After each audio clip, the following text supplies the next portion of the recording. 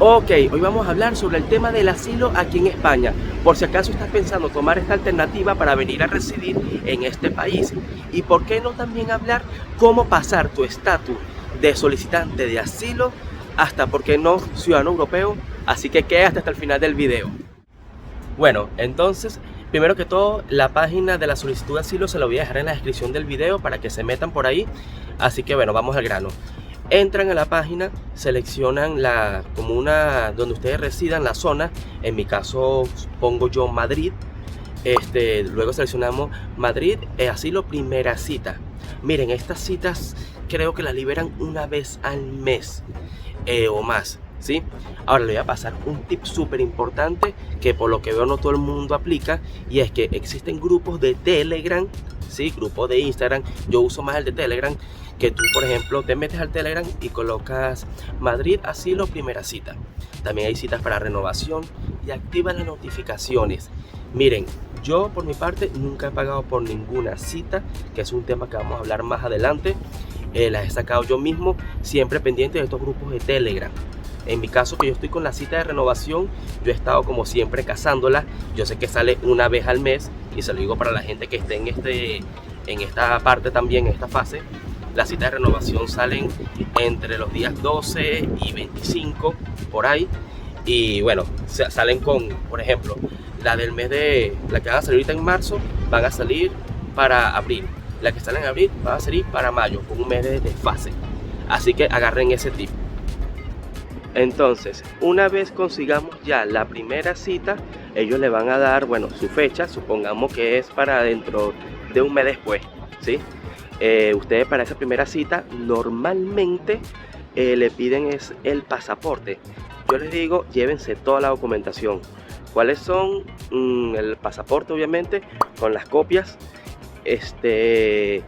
la foto tipo carnet, y también lleven el relato del asilo, por si acaso, porque hay gente que en la primera cita le hacen de todo. O sea, le dan el número de NIE, literalmente. Así como hay otros casos de que, como fue el mío, yo fui, me pidieron el pasaporte, nombre de mis padres y ya, vete para la casa. Y me dieron la hoja de resguardo y me dieron una cita para dentro de 3 meses después. Que pasado esos 3 meses, cuando volví a ir, fue cuando llevé todo nuevamente, como lo llevé en la primera cita. Y ahí di la hoja de relato. La policía me dijo, dame la hoja y échame el cuento en resumen. Entonces, obviamente yo me lo aprendí, yo le iba diciendo y ella iba transcribiendo. Mira, fue todo súper rápido, fueron amables, la verdad. Y ahí fue cuando me dieron el número de NIE con la otra hoja blanca, que esa es la que dura 9 meses. Les comento, como les dije, en mi caso me dieron esa segunda cita para el número de NIE a los 3 meses. Hoy día veo que a muchas personas se la están dando para el día siguiente o el mismo día se la dan. También hay casos que se la dan para dentro de 6 meses, que no sería lo ideal para nada. Así que ahí igual les diría, como el consejo que les di, que de los grupos de Telegram, pregunten también en los grupos de Telegram cuáles son las comisarías donde dan las citas como más próximas, la segunda. Ajá, una vez ya tienes tu número de NIE con la hoja blanca que dura 9 meses. Es que hace una prisa que no me deja ni grabar, sinceramente. Ok, presten mucha atención en esta parte. Como les dije entonces, la hoja les va a durar 9 meses, de los cuales los primeros 6 meses no puedes trabajar. Es decir, que puedes trabajar legalmente y cotizar desde el 6º mes hasta el 9º mes. Es decir, 3 meses. Ahora, ¿cuál es la próxima cita que hay que pedir? Ya no pedirías nuevamente asilo primera cita, sino nueva normalidad, que en este caso sería Pradillo 40 en el caso de Madrid. Entonces, como le dije al principio, si por ejemplo la hoja se te vence en marzo, pues en febrero tienes que estar pendiente cazando esa cita. Por eso es súper importante lo de los grupos de Telegram. Una vez consigas esa cita de nueva normalidad, pues vas para allá y ahí te dicen si te aprobaron, si te rechazaron o si no hay respuesta, y te dan la famosa tarjeta roja. Bueno, en el caso de los venezolanos que vienen desde Venezuela, a la mayoría, casi todos, no son un 99%, la aprueban, o sea, le rechazan el asilo. Eso se lo rechazan casi todo el mundo, pero le aprueban la visa por razones humanitarias a los que vienen de Venezuela. A los que venimos de tercer país, como casi siempre nos rechazan, y ahí es donde tenemos que optar, como dije al principio del video, a cómo cambiar el estatus, que ya vamos a tocar ese tema también. Entonces, esta tarjeta roja te dura, son 6 meses de vigencia, los cuales son súper importantes para que coticen. Entonces fíjense, tuvimos al principio 3 meses de la carta blanca y tenemos 6 meses de la tarjeta roja. Ya vamos a ver por qué. Así que todo claro hasta aquí. Primero tenemos entonces el asilo, nos dan la hoja blanca que dura 9 meses, luego pedimos la cita para renovación y nos dan la tarjeta roja que dura 6 meses de vigencia y nos la van a renovar hasta que tengamos respuesta, ya sea de aprobado o rechazado. Así que ese sería el procedimiento a seguir. Esto es la teoría, ahora viene la práctica, que esto no es tan sencillo como parece. No, en verdad esta brisa me está troleando ya todo. Miren, ¿cuál es el problema? Como le digo, eso fue la teoría. La práctica es la siguiente. Yo llevo 1 año y medio aquí. Cuando yo llegué, literal, yo me metí en la aplicación, porque ya existía la aplicación, y buscaba cita primera asilo, y había para el día siguiente. Yo en mi caso la tomé como para 2 semanas después, porque estaba en el hotel y esas cosas, y la tomé para Alcobendas, pero la tomé cuando yo quise. Hoy día está súper escaso eso, y es donde entra la gente que está vendiendo citas, que ya es un negocio eso. O sea, te venden una cita 100 euros, 200 euros, entonces, o sea, mucha gente paga porque está contra la espalda y la pared. Si no consigues, pierdes tiempo. Si pierdes tiempo, se te va el dinero. Por eso digo, súper atento a los grupos de Telegram. Así que en teoría, aquí donde está la gran problemática. La que es más complicada es la primera cita, la del asilo. La de renovación sale una vez al mes, hay que casarla igual.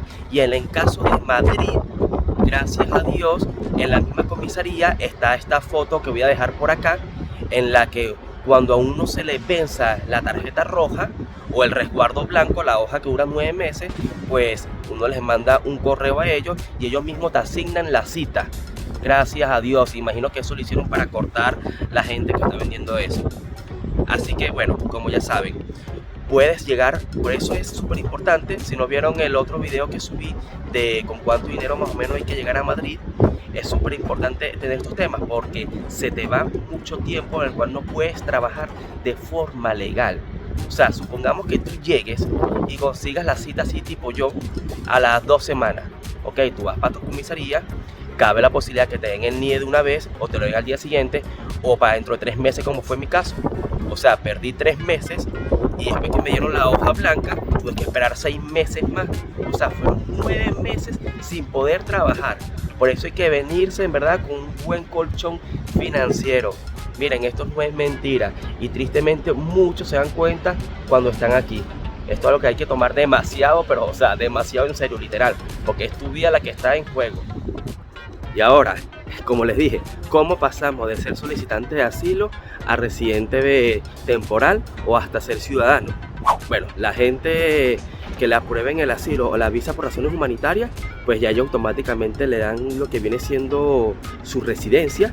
Ya ellos hacen otra cita que es toma de huella y le dan su TIE, que es la tarjeta de identificación extranjero.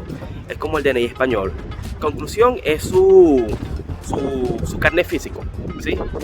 En el caso de las personas que nos rechacen el asilo, hay un camino. ¿Cuál es? Está el arraigo laboral y el arraigo social.